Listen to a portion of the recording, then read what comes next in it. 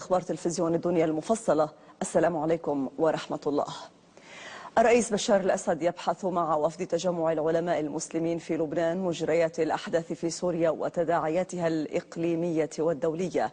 وأعرب أعضاء الوفد عن استنكارهم لما تتعرض له سوريا من مخططات تستهدف أمنها واستقرارها، ورفضهم الكامل لقرارات الجامعة العربية التي تستهدف المواطن السوري.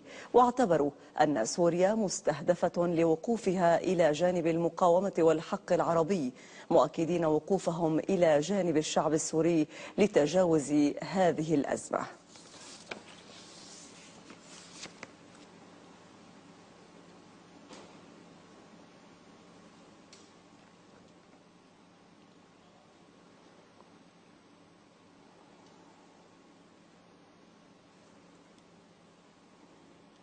الأمين العام لمنظمة التعاون الإسلامي أكمل الدين إحسان أغلو يجدد رفض تدويل